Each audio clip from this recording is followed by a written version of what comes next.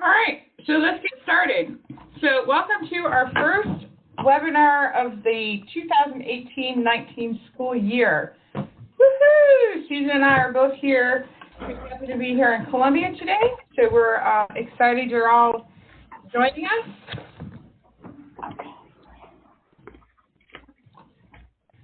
So let's go over the agenda. Of course, obviously, welcome. We actually are going to have a guest speaker here in our webinar today, and we're going to go over the SPED connections, which, as you remember, we told you about at the face-to-face training. Kelly is here from LRP and is going to demonstrate how to do that for you all. So just here in a second, I'm going to turn this over to her. And you can see the other things we're going to go over today, some OTPT services, progress monitoring. We'll talk about some upcoming trainings, some high-level practices, and then some additional information that we have. So I'm going to stop sharing my screen right now. And I'm going to turn this over to Kelly. And she is going to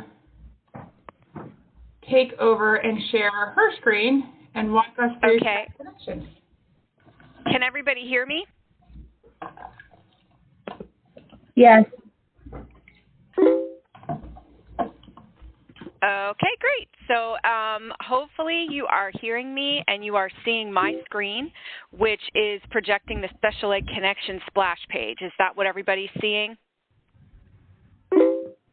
We don't see the screen yet, Kelly. Okay.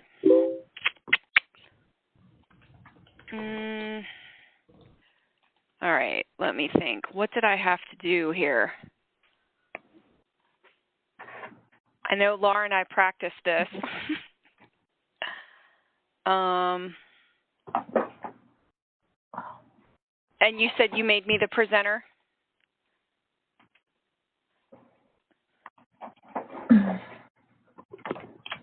I did. Okay. It's not, when we practiced this last week, it immediately took me to the screen, the proper screen, and it's like, it's not connecting me as a presenter for some reason. Let's see. Try that, Kelly.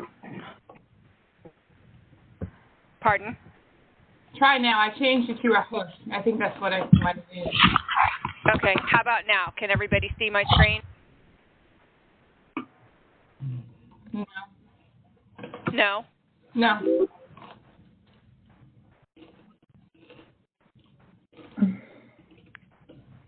It says I'm the host. Let's see. Change the view.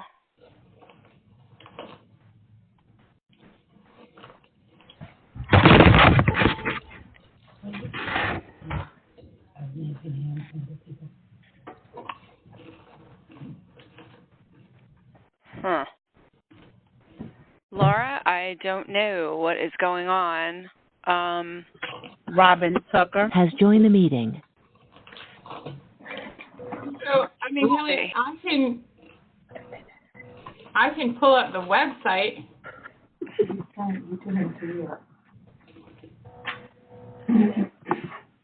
Well, if you pull up the website, then you'll have to be the one doing it, which kind of defeats the whole purpose, you know? Yeah. Yeah, I mean, I can see that it says I'm the host, but it's not actually allowing me to share my screen. There's nowhere, hold on one second. Let me see if this works. There you go. Yeah, you got it. Oh, good. Okay, so you're seeing it now. We are seeing it now. Yay! All right, sorry, folks. Sorry about that. Hi, good afternoon, everyone. My name is Kelly Whiting. I work for LRP Publications, and we are the creators and publishers of SpecialEdConnection.com, which you all have access to through the charter school organization. And I'm just going to walk you through it this afternoon just to show you a couple of the great resources and tools that you're going to want to be familiar with and be able to use during the school year. It is such an awesome resource, and it's really user-friendly. So it's not like you need me to show you because it's complicated. Laura just thought it would be a great idea to share it with everybody so that you're exposed to it, and then, you know, it'll make you more inclined to log in on your own and take a look at all the different resources that are available. So let me actually just do this. Well, it looks like I have a chat. Okay, good. The chat means I'm seeing that people can see my screen, so that's awesome. Yes, I'm good. That's a good thing. Okay, hold on one second. Let me just make it a little bit bigger. I don't know if that changed anything. Okay, so the website address is simply www.specialedconnection.com. It's not connections. There's no S. It's just specialedconnection.com. That's going to bring you to this screen. And once you get to this screen, you're going to go to already a subscriber login because you are all already subscribers. So you'll click login, and then it asks for a username and a password. Now, this is the same for everybody under your South Carolina Charter School license. So if you don't already have this, you definitely want to write it down. And the username is simply SC Charter. And you can probably see me typing it in. It's just SC for South Carolina Charter, all lowercase letters, no spaces. And then the password, you're not going to be able to see me typing in because it is encrypted for security purposes, but it's the word green, Green, also lowercase, and then number 29. So SC Charter Green 29. So that's what you'll all use every time you go to log into the site. Right. Kelly, can I stop you for a second? So everybody, I will send that out to you. After this, we'll send that information out. The other thing is I need you all to go to your microphones and hit mute because we are getting a lot of feedback from people that have their microphones on. At the bottom of your screen, it looks like a microphone. Just click it till it's red, and that will mute it. Okay, thanks, Laura. All right, so once you enter the username and password, you will click log in. It brings you to the home page. There's a box up here that's showing some of the participants that I'm not able to figure out how to get rid of it. So you might be seeing it as like a shaded in area on the screen. I'm moving it now. Can you guys see me doing that? No, we can't see it, Kelly. You're good. Oh, okay, good. Okay, perfect. All right. So Special Ed Connection is a resource that's Jonathan Hayes has joined the meeting. For people who specifically deal with special education, which I know that you all do. You know, it's a resource for you to better help you better serve your special ed population. And it's also something that, you know, technically anybody who works for the South Carolina Charter School is entitled to be covered under the license agreement. So, you know, it's something that everybody within your license can utilize. So it's just really something where you can come in and get quick, easy guidance on how to, you know, again, best serve your special education population, the students that you work with. I'm going to just break down some of the things you're seeing on the screen. Before we do that, I like to tell everybody where all this information comes from. We actually have a team of attorneys that work for us full-time, and they, combined with our team of journalists and editors, they are the editors and creators and everything doers of Special Ed Connection. So we have a whole team of people behind the scenes that update the information every day. They write the articles. They are posting case law.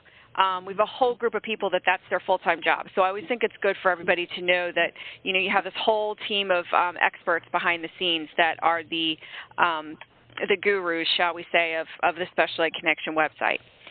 So when you first log in, one of the things that you're going to want to just be aware of and maybe take a look at every day or two are the top stories right down the middle of the screen.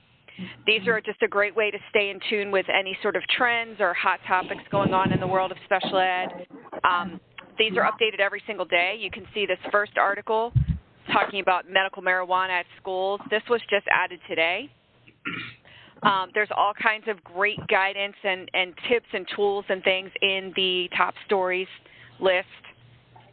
And once we can only keep, 20 or so of these listed here in the middle of the screen. Once they fall off of this list, they actually go into an archive. So if you ever want to go back and find something, you can come over here to the story archive. And this will allow you to choose the month. So if we wanted to go back and see maybe what you missed in August, you can change the drop down to August and hit Get Story List. And that's going to bring up every top story that posted in the month of August. So it makes it easy for you to come back and find things that posted previously. You can also narrow them down by the type of story. So we have different recurring features in the top stories. And in order to talk about those, I'm going to go actually back to the home page. So as an example, we have a recurring feature, kind of a fun thing called Alphabet Soup. As you all know, there's so many acronyms in the world of education, so this is just sort of a fun thing that we've put together for people to test your acronym acumen.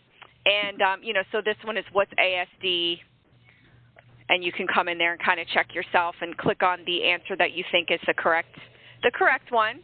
And then it will give you the correct answer and why it was the right answer.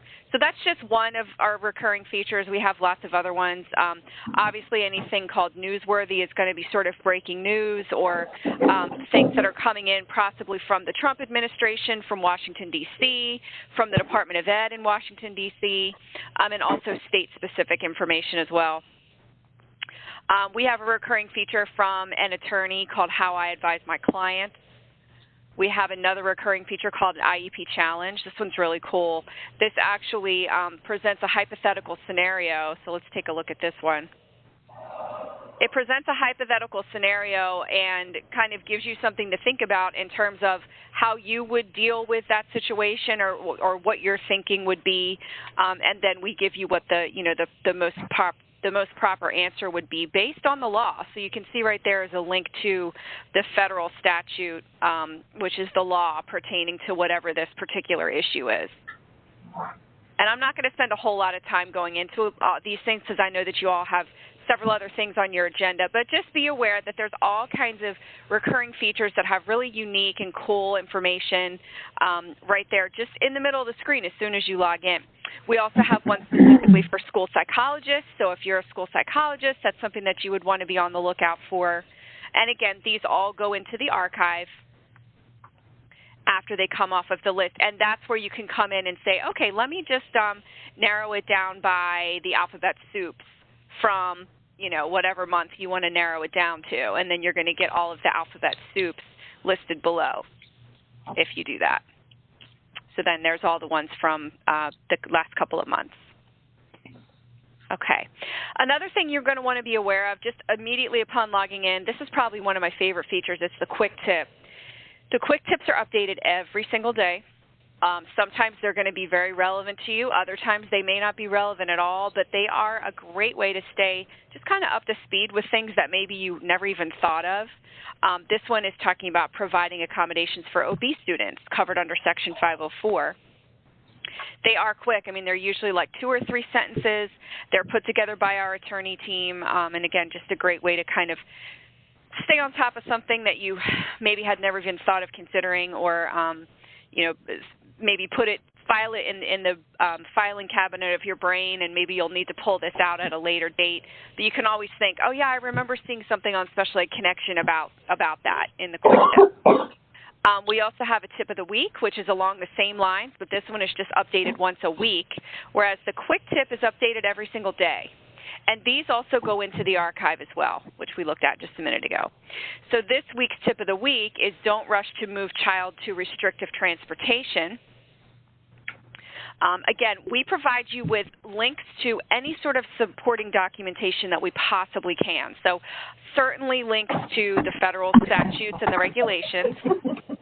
But here we're also providing a link to something from the Department of Education that's relevant to this particular tip of the week. So these are things that you can come in and, just very quickly before you start your day or when you have a couple of minutes in between whatever you're doing, you can come in and take a look at the quick tip and the tip of the week and at least feel like you've gotten, you're a little bit more enlightened with things that you maybe you hadn't thought of. There's so much to know, so much to be responsible for. So that's one of the ways that Special Ed Connection can really help with that. All right, so the next thing I want to talk about are some of the resources that are linked in the toolbar, particularly the forms and tools and the Smart Starts. So as soon as you log in, you'll see those 2 links in the toolbar. So let's first take a look at the sample forms and tools. These are really cool. These are, I'm definitely hearing a lot of background noise. I don't know if the rest of you are hearing that. I am. Whoever's having the conversation, your microphone is on and we can all hear your conversation. So please make sure your microphones are off because any noise we hear. Okay, thanks. So what I just did was I clicked on sample forms and tools here in the toolbar, and these are meant to be used as templates. So we have, gosh, over 1,000. Now, don't worry, I'm going to show you how to narrow this list down. We have many, many, many, many resources listed here, which you can use to customize for your own needs. Just about any situation you probably would encounter, we will have some sort of a chart or a checklist or a letter or something like that here. So, for example, here's a latex allergy action plan. If that's something that's relevant to you and maybe a student that you have or students, it's here for you to use either exactly as it is, or you can certainly customize it and make changes to it. The way that you do that is you would just simply click printable version, and then you would copy and paste it into a Word document. So you would just highlight it like I did, do a right click to copy. Once you paste it into a Word format, then you can make whatever changes you want. These are not copywritten so that you can make those changes. And again, we have lots and lots of these checklists and charts and things like that. Now, you don't want to have to go through this entire list. Let's actually see how many we have because the list grows. All right, there are 1,103. So I don't think any of you have the time or the patience to have to look through a list like this. So what we have done is we've actually made it easy for you to narrow your focus by topic using the topics here in this dark purple topic bar. So let's say that you actually just want to see the sample forms and tools that are related maybe to technology, assistive technology, things like that. So what you would do first is click technology in the topic bar. Now, before we get back to the forms and tools, that actually will also narrow the top stories down to articles and guidance and things that are more specific to technology-related issues. So here, you're actually going to have different top stories than we had on the home page. So I always say this is kind of like going to a newspaper, and we just went to the technology section of the newspaper, and here are your headlines. So that's another great thing to know, that you can come in and immediately narrow down your focus to the topics in regards to the top stories. And now, if I click on sample forms and tools, I'm not going to have the whole list. I'm just going to have, there's only 40 here instead of over 1,000. So this makes it a lot easier and faster for you to come in and maybe find some documents that are going to be relevant to whatever you're working on. Certainly, a lot of these are going to be in reference to assistive technology because they are obviously things that you would use with your students. So, for example, if you have, this is something maybe an assistive technology questionnaire teacher form. So, again, you can come in here, take a look at this. If you like it just as it is, feel free just to print it out and use it. Again, no copyrights attached to these, so you can actually take credit for it, you know, even though you didn't create it at all. So, or you can make those changes, like I said before, by copying and pasting into a Word document. And again, take full credit for the document as it is. Okay. The next resource I want to talk about are the Smart Starts. Now, again, I went back to the home page. So when I click on my Smart Starts here, it's going to give me every single one. Just to show you the breadth of the Smart Starts, these are probably going to be your #1 go-to resource, and you'll see why in just a second. But again, I just want you to see how many we have. I think we have, 449, so just about 450 of these. So again, that's kind of telling you that we're probably going to have a Smart Start that would reference just about any situation that you're dealing with. But let's take a look at them and narrow the focus. So again, let's take a look maybe at the Behavior and Discipline Smart Starts. So we're going to choose Behavior and Discipline now in the topic bar. And again, my top stories have changed. Now I have things that are more geared towards behavior and discipline issues. And if I click on my Smart Starts now, I don't have all of them. I just have that collection of the resources that fall under the behavior and discipline topic, and it tells me that right here. All right, so what the heck is a Smart Start? Let's take a look at one. I'm going to go down to, let's say maybe students with intellectual disabilities. So we're going to take a look at number 50. And what a Smart Start does is it really, it defines it's a defining document in that it is the best place to start when you need to find information about a topic. So that's why they're called Smart Starts. But truthfully, they often are kind of the start and the finish, because you're going to find just about everything that you need about the topic right here in this document. So our team have gone and done all the research about the topic, and they break it down into different key points. So allowing you to, go specifically to a key point, or of course you can read the entire document. We do provide you with links to supporting data. So again, our supporting documentation like the law, links to maybe precedent setting or just important court cases within these Smart Starts. Join the meeting. Going to go back to the list. Let's take a look at maybe bullying of students with disabilities. So this is going to break it down and just give you a really good resource to, how to handle these things. You all are faced with so much on a daily basis, so these Smart Starts are really going to be a great source of information for you. So again, we provide you with an overview, break it down into different key points, provide you with that supporting documentation. So if somebody's questioning you, you have access to that particular case law that maybe made that specific decision, or to the statute or the regulation that's defining what you're reading here in the Smart Start. So that's one of the reasons we provide the supporting documentation, so that you have that sort of as a backup if somebody's questioning a decision that you've made, or just, of course, for your own edification as well. And when you go down to the bottom of every Smart Start, there's a section called Links, where we're suggesting other documents that you probably want to take a look at that are also related to the same topic. So here's sort of the counter to the one that we're in right now, is bullying of students with disabilities. Then there's one down here in the Links section, students with disabilities who bully.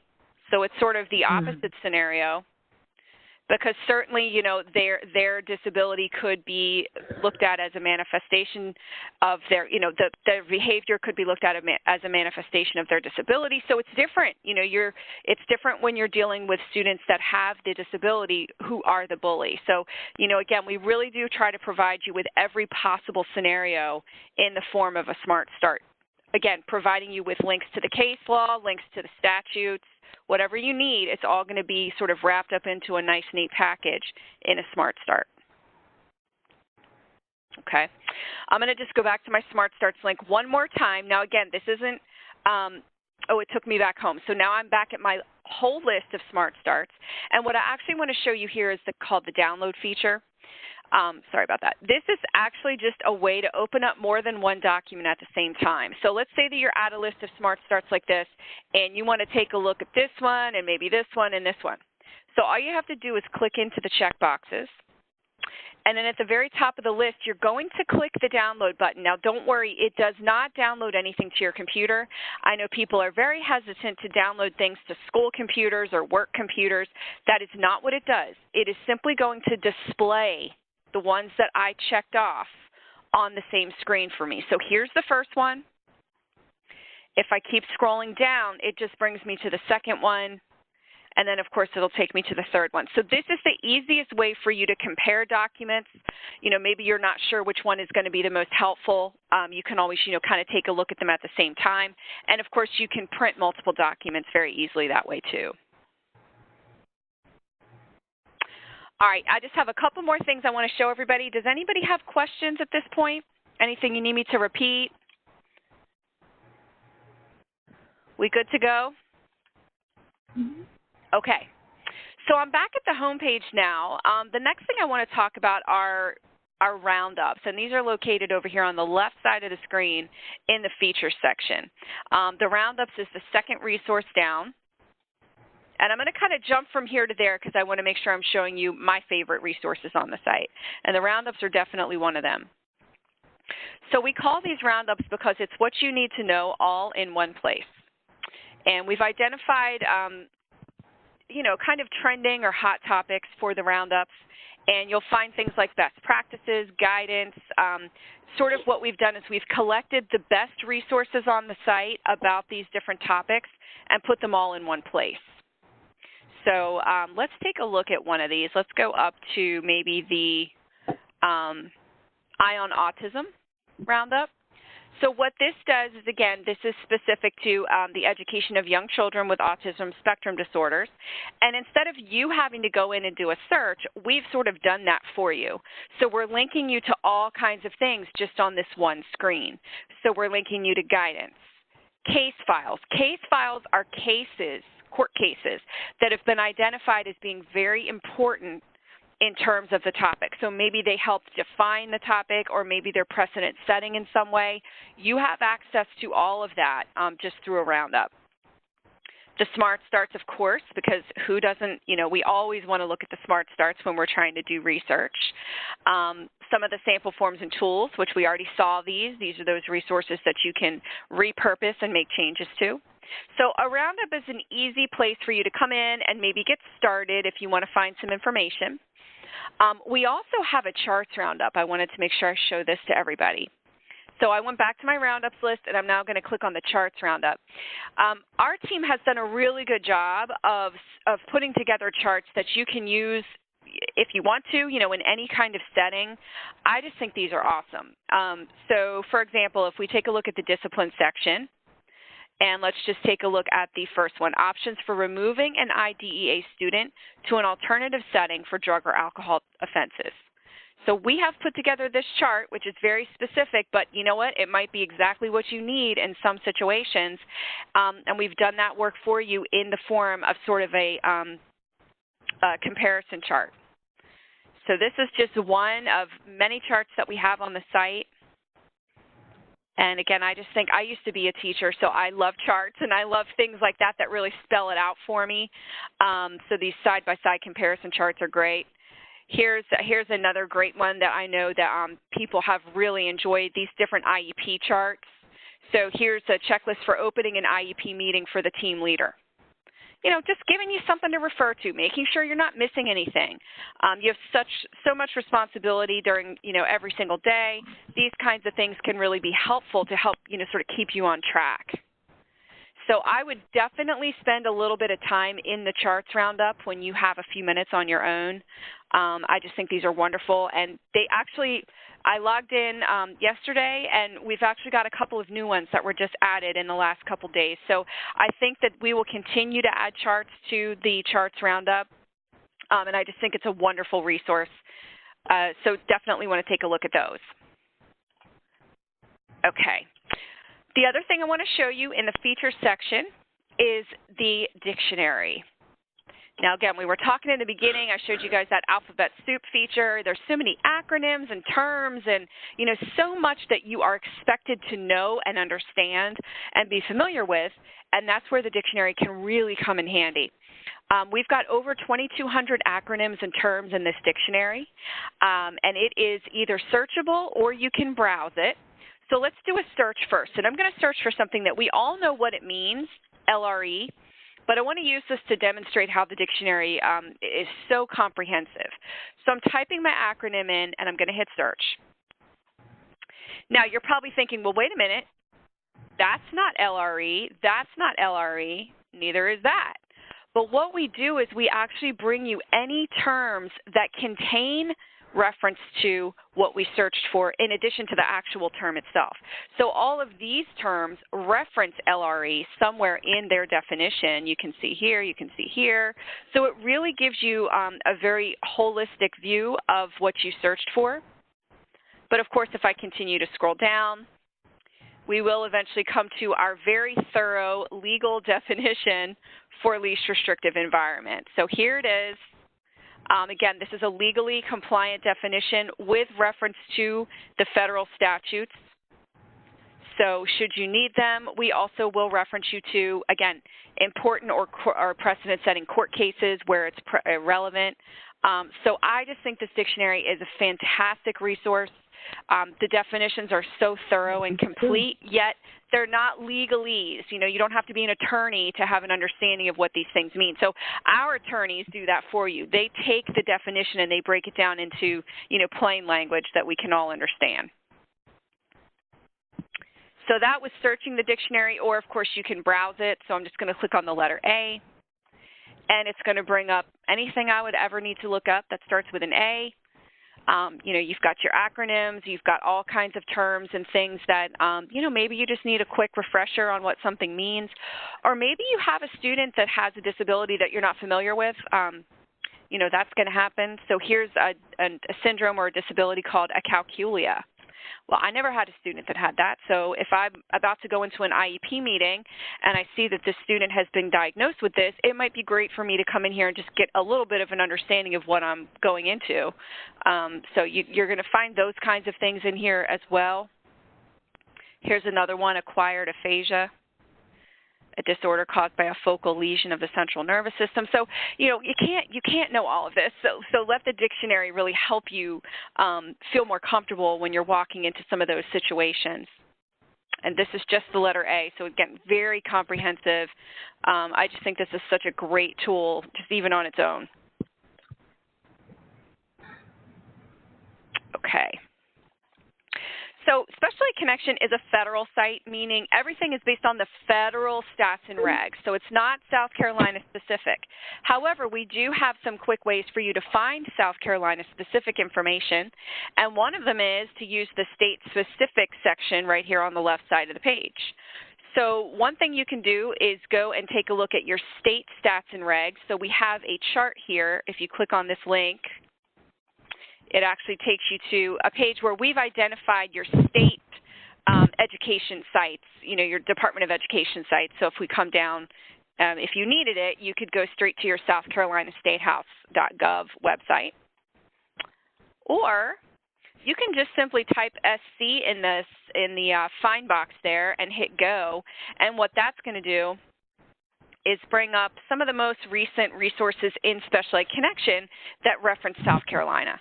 So we've got stories. So these are going to be things from the Story Archive. So all of these have referenced South Carolina. Now you'll see there's only a few listed, but if you wanted to see all South Carolina related stories, you could click on this link down here, and it's doing that for you. It's bringing you every article from the archive that mentions South Carolina. Wow. Okay. Yeah, so it also, we bring you any of the forms and tools that maybe came from a South Carolina district or somehow reference South Carolina, federal policy and guidance, judicial decisions.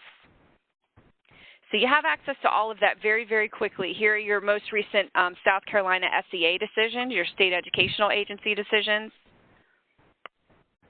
So that's just a quick, easy way for you to come in and kind of see what's going on in your state. You can also perform searches on Special Ed Connection, so there's a big search field at the top here.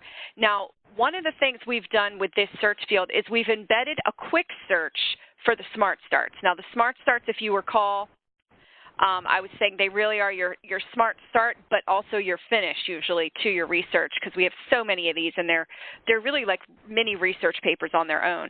So if you wanted to just log in, maybe you're about to run into a meeting or about to take a quick call, and you want to see if there are any Smart Starts related to, I'm going to say, transportation. I'm going to put my cursor in the top search field and click.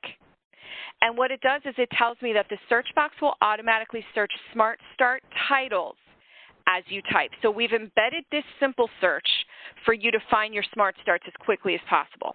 So I'm going to start to type the word transportation, and I want you all to take a look right here and watch what happens. All right. I typed transportation, and it immediately populated every Smart Start about transportation for me right there in the middle of my screen in about, 2 seconds? Mm-hmm. So that is your fastest, quickest way to find the best information about whatever topic you're looking for. Just come in, type your topic up there in that Smart Start search box. This time I did discipline. Now I've got all my discipline-related Smart Starts linked for me. Now I can also hit my search button, and this is now going to search the whole site looking for the word discipline. It also brings me my definition of discipline from the dictionary over here on the left. And as you can see, we got over 4,000 documents, hits returned about discipline. So it's a little bit too much. You probably don't need to search the entire site. But you will notice that the Smart Starts are listed first because, again, they really are your best place and your first line of defense when you're looking for information. Really quickly, though, I do want to show you, let's say that you wanted to search the story archive, or you wanted to search maybe the forms and tools for something specific. You actually are going to want to come to advanced search. And instead of looking in all databases, which is the same thing as hitting the search button up here, you can immediately narrow it down by saying, okay, I want to search the story archive, and I want to look for anything from South Carolina. And I want to see if there are also some articles about South Carolina and autism, okay? I'm going to type it in just like that. So the format here is using and to connect your search words. So this is now going to look for the word South Carolina and the word autism in any article from the story archive. So I'm simply going to hit search. And now I've very quickly got 82 hits returned about South Carolina and autism. So it's very easy to do that. I could also do the same thing in perhaps my sample forms and tools. Maybe you've got a student that has a service animal and that's not something that you're familiar with. So you can come in and say, I wonder if there's any already written policies or forms that I can use in relation to this service animal. So I can come in here and type service animal, if I could spell, choose sample forms and tools, hit search. There's my definition over there. And then I've got 12 resources from the forms and tools. Remember, these are the ones that you can customize and repurpose that I could use, very quickly in whatever situation. So, for example, here's a policy, service animals in school. Now, it comes from Marshfield Public Schools. That's in Massachusetts. You obviously don't want it to say that. So that's another reason why you would want to do printable version and just leave that part of it off when you copy and paste it into a Word document. Okay, and you can put your own logo at the top, you can put your own school name at the top, whatever you want to do, but it's like here are these ready-made documents, so you don't have to create anything from scratch. You can even just use these as just as a reference, as a guide. So it's really not hard to find information on the site as long as you know the couple of tricks, that I just showed you. So any questions, anything you want me to repeat or comments?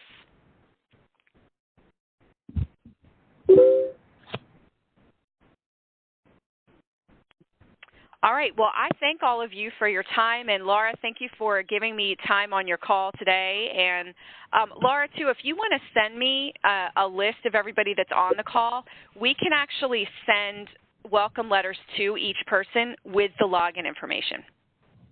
So, yeah, I mean, that would be, I have it on our PowerPoint that's going to be posted here, the login information, so they can access it. That would just be a lot to send. So I think we can do it from our end. But I really appreciate you doing this, Kelly. I think this is a great resource for everybody. So, hopefully y'all will like it and you'll find it useful. Yeah.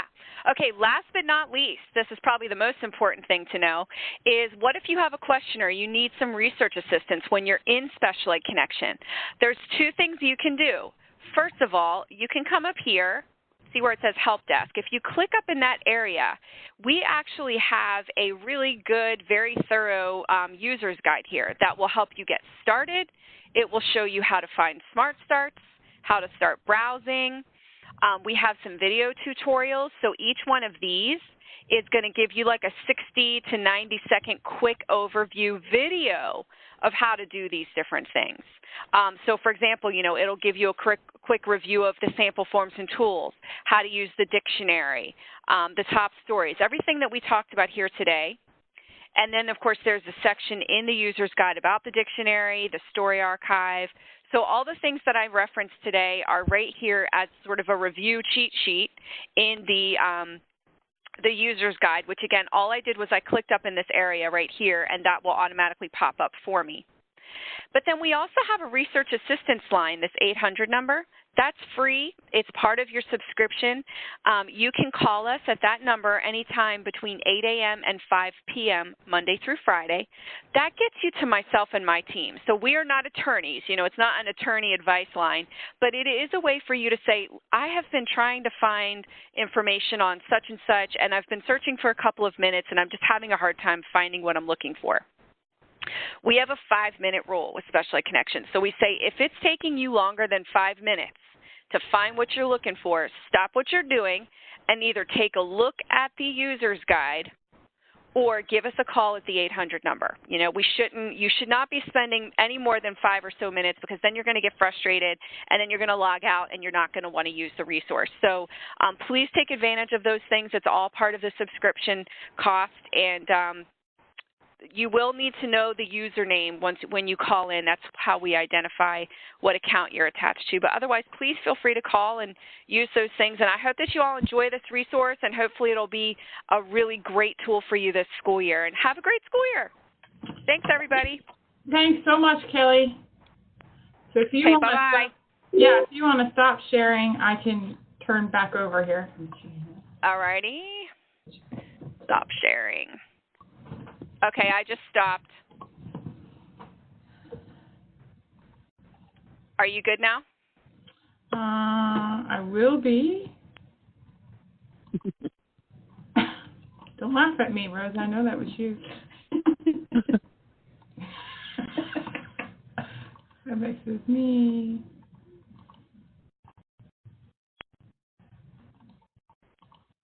I won't hang up until you tell me you're okay. Why is it not letting me? You know what I had to do? I had to go up in the toolbar and click on, I think it was Edit or View. Oh, Share. Do you see Share? Yeah. Yeah, that's what I had to do, and that's what I wasn't realizing at first. So sorry about the difficulties there at the beginning, folks. Thanks for your patience. Can you all see my screen now? Yes. Oh, thanks, Rosa. All right, so we're going to keep going on. So here's the information for the SPED connection that Kelly just went over. So you can see it has our username and password on there. We will post this. One of the other things that we will be doing is we are going to be sending you, definitely by next week, a form that you sign that says that you will commit to the confidentiality, and this username and password is not to be shared with anyone outside of our district. This is a license that I put in the budget for us to pay for, and it shouldn't be shared with Larry or Joe or somebody else that you know in education and say, hey, check out this site, and here you can access it for free because this is coming on our dollar. So we will ask you to sign and submit back to us basically a form of confidentiality, and that will come through Epicenter. So be looking for that in your task box there next week. Okay, so let's talk a little bit about OT, PT, and SPL services. Kelly Whiting has left the meeting. You all have seen probably now in Enrich, when you pull up services, there is an option for a group or individual for OT, speech, and PT in the drop-down box. You can see the little screenshot there. We are asking from this point on, I'm not asking you to go back and fix IEPs, but your therapist put in there if they're going to do individual or group services. I know you're going to get a lot of slack and a lot of negative feedback about this, but there's two reasons why. One, if you're doing Medicaid billing, we need it for Medicaid purposes. It has to be defined in the IEP. And two, it is really best practice to indicate to a parent if their child is going to be in individual or group therapy. So we are asking from this point on, again, not asking you to go back and hold amendments for past IEPs, but that your therapist indicate whether it's going to be an individual or a group setting. Currently, some of you have seen on your student's program page, you see that this is defined on that program's page. But if you remember last year, I sent some emails about it. I added this to the system last year, and for some reason on the programs tab, it defaulted people for students, but that's okay. It is not on their finalized IEP. It's just on the active programs page, so don't worry or freak out if you see this. It's not on your actual finalized IEP. But from this point on, so from this training on, you're going to indicate in your IEPs if OT, speech, or PT are going to be group or individual services.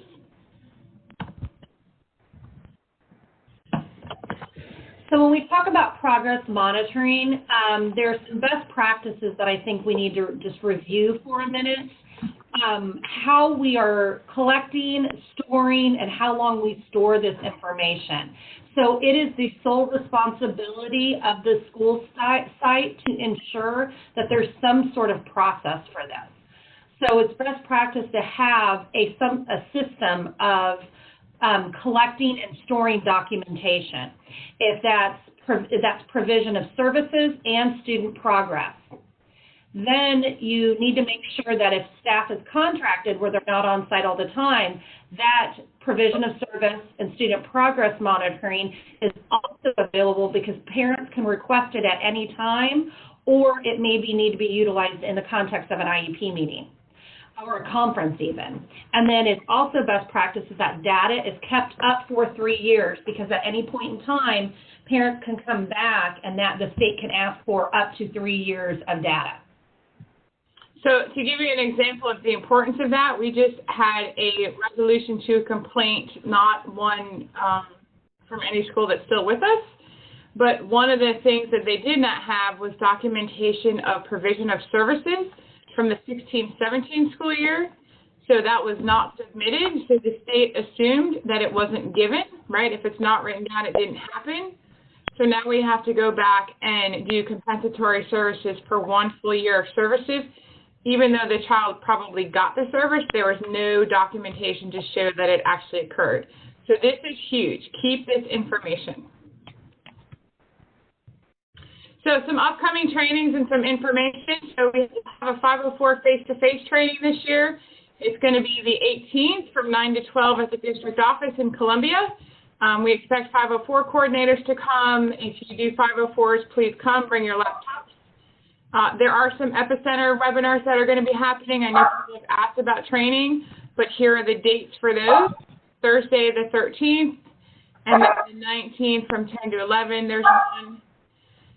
Keep in mind in everything that you submit for your CGI, I know we sound like a broken horse or a dead horse or a broken record, whatever little phrase you want to use, that all submissions for CGI will go through Epicenter. Please do not email and upload and send attachments.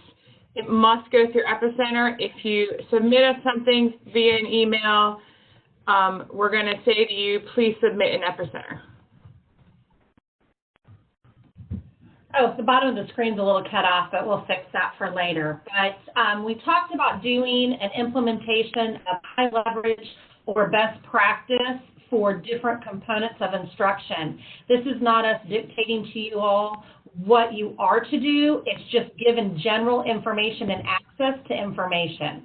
Also, this information will be on the toolkit, or it will be in the performance toolkit on the Google SPED page, and I just reformatted that section. There's a link on the left side that says Performance Toolkit, and you can go in and there's different subcategories, and then there's also information or availability where references and different resources can be listed, and you can take it or leave it, or you can do with it what you want, but it's access to information. All of it is research-based information, and it's a work in progress. Keep that in mind.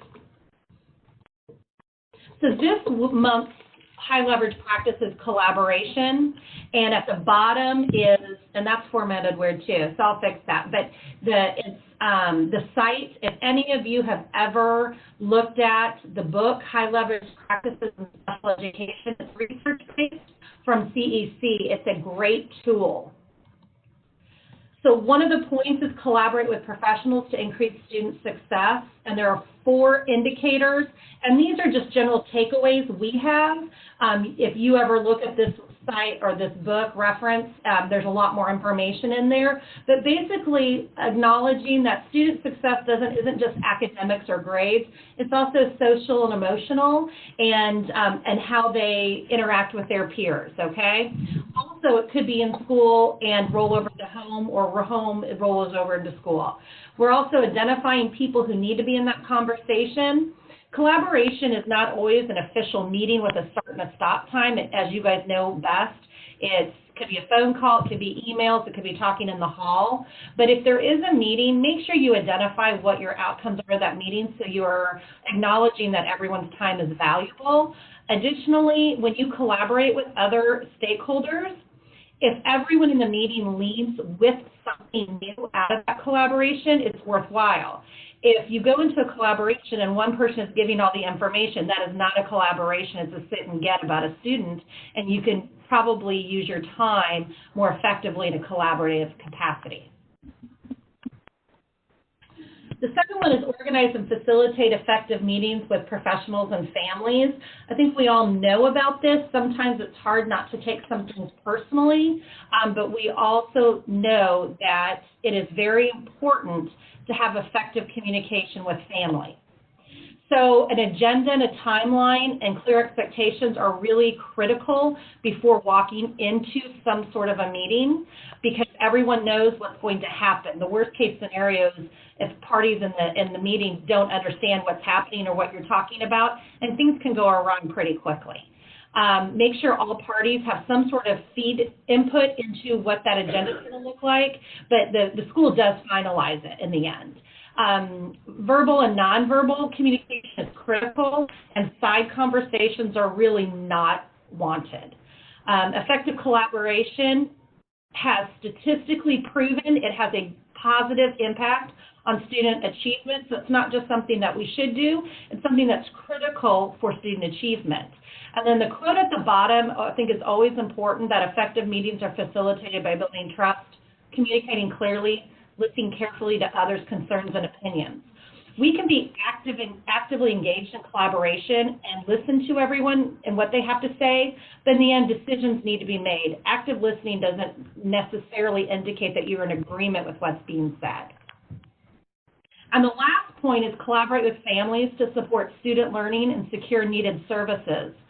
Use each other as experts. Parents are experts, staff is experts, service providers are experts, community partners that may be in there, and advocates. They're all experts in an area, so let's use each other's knowledge to better the performance of the student. And then the resource at the bottom indicates 7 principles of effective partnerships that are listed there. I don't think anything is a shock, but it's just a good reminder of best practice. And then all that information is also on the SPED Google site. So here's something exciting that Susan's going to tell you about that we're going to start doing. So it's very important to make sure we're all engaged in this process of webinars and release and using information. So Laura and I came up with an idea to have a secret word contest. So every webinar is going to have a secret word embedded in it. It's going to be very obvious what it is, and it's going to be said out loud. It's not going to, who's giggling because I like that. So it's not going to, it's not going to be on a slide because we're wanting to ensure people are listening to the conversation. So if you listen to it live, like right now, or you watch it tomorrow after it's posted on the Google website, it counts. So what you need to do is when the word is said, it will say secret word is, and we'll say the word. So you just need to write it down. It's going to be some webinars, it could be at the beginning, some could be at the very end, some could be in the middle. You just never know. So write down the word, regardless if you watch it live or recorded. Within 24 hours, email me, Susan Howard, with the following information. The name of the training, so this is September webinar. The date you watched it or participated, so if you're watching it live, now it's today. If you're watching it in a week, if it's recorded, it's a week from now's date. You write the secret word, and you write where was it revealed. And you can do beginning, middle, end, or the exact slide that was up when it was revealed. That way, we want only those that really get the information to use it. We don't want to share this information with others who haven't accessed it on their own. Laura and I will tabulate all of these responses, and the special ed coordinators, it could be 1 person, it could be 10, maybe full participation, knows. With the most number of submissions that are correct, we'll get a prize at the end of the year. We're going to collect the data through April, and the purpose is trying to motivate everyone to actively engage because there's so much information coming out. Sometimes we just need to slow down and pay attention, but then there's also a lot of information that comes out that could answer your questions without having to rely on another person. Does that make sense? Yeah. So today's secret word is dill pickle. Okay, so let's talk about some additional information. We're almost done, and we're staying within the hour, so yay, yes. So keep in mind just the student record transfer, the step-by-step written procedures we sent out. I did do the webinar/video, and it's posted on the Google Drive. I did send an email out yesterday with the link. Please, please, please watch that. Please, please, please have those procedures with you when you're doing the electronic transfers. That's also, the student record transfer is also the electronic transfer in Enrich. I know people are feeling rushed. I know people are wanting to get things done. We're under time crunches, but some of the errors that are coming are just from not following the directions or missing a step or forgetting something. So please make sure you have those in front of you and you watch that video. The other thing in the video, there is, a little, not warning, I forget the word I'm looking for. I'm having a little word retrieval, but caveat that keep in mind that is, information we're sharing and it's not to be forwarded or shared or sent to another district or somebody else, that is solely used for the purpose of training. Again, a reminder that all of our information is located on our Google Drive. There's the link. Susan is continually to update it and make it a little more user-friendly. She was willing to take on that large task, and I thank her for that. So it's going to continually change and look a little different, but hopefully to make it a little bit more user-friendly. If you are having issues with PowerSchool, they are going to require a ticket, and there's the link for the ticket. So keep in mind, Susan and I don't do PowerSchool. We're not responsible for that system. So if you are having an issue in PowerSchool, please make sure you fill out a ticket for it. Any Enrich issues are directed to Susan and I. So remember, the things that require an Enrich, a Cognito form are going to be adding, deleting, password changes, things like that for Enrich. And there's the link, right? If it's a school access issue, you would email Susan or I. We handle the access. The only thing we don't handle is creating the users and passwords. The other thing I'm getting a lot of is please remember that when your users get their email with their username and password, number one, they should not copy and paste it into Enrich because it will probably tell them it's an error. They need to actually type it in. And then the other thing is the first time they log in, it's going to tell them they have no access. They then need to email me with the role they need, or Susan, in Enrich.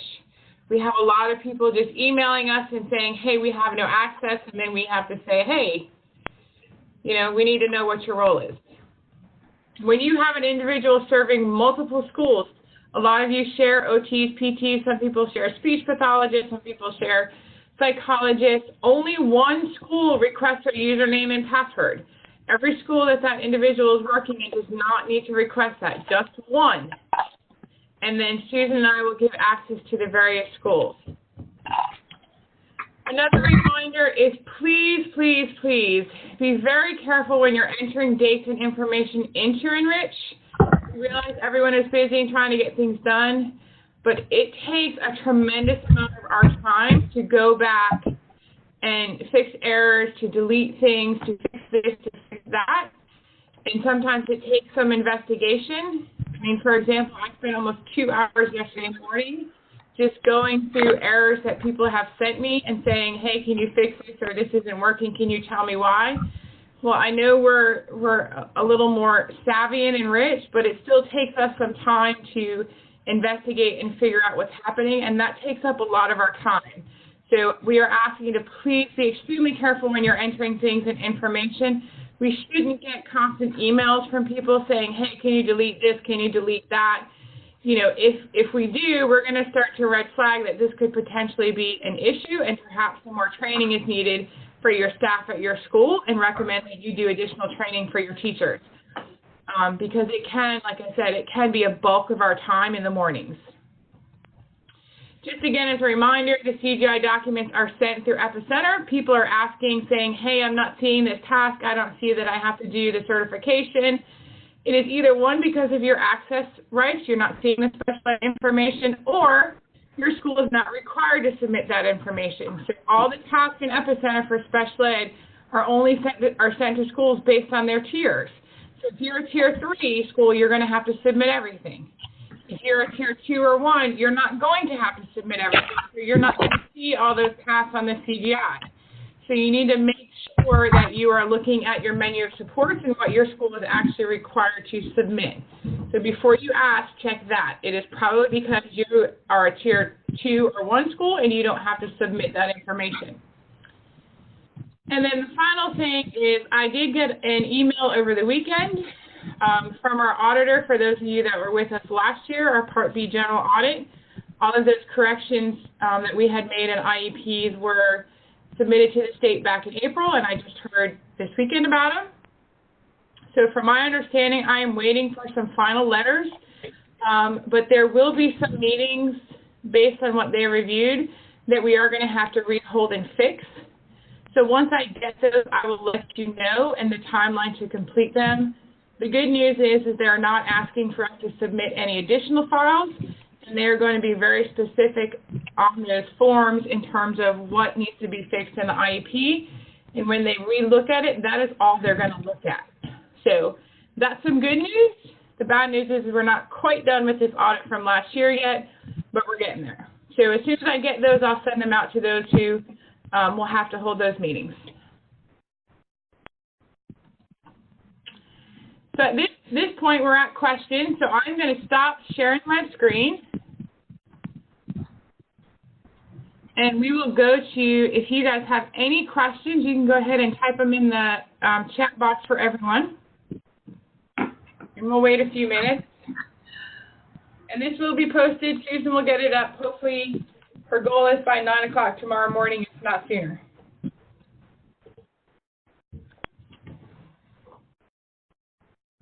You can also just type how fabulous we are if you want to do that too. Yes, the High Leverage Practices book is on Amazon. I had used it in previous districts, and then we had heard about it in our doctoral class, and there's more of this series coming that we'll introduce you to. I think it's like 40-something, maybe 30-something. On the up note, Heather Boyd and Michelle Bishop have already entered their secret word submission, so kudos to you ladies.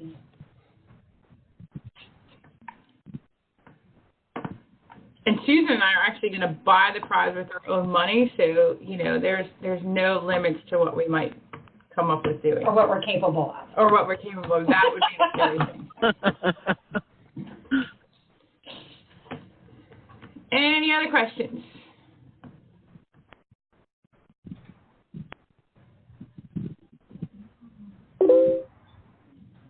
Oh, okay, Michelle, I'll keep that in mind that you need some new shoes. Don't we all?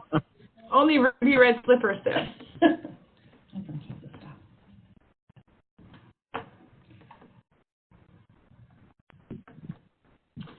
Okay, well, I'm not seeing that there's any questions, so I'm going to end this and stop recording. Like I said, this will be posted. Hopefully, you all are going to find the SPED Connection a useful tool.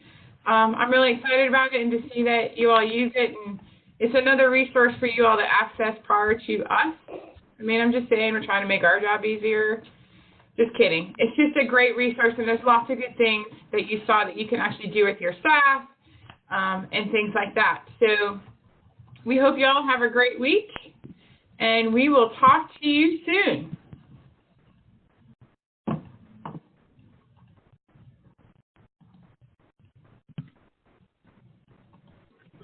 Robin Tucker has left the meeting.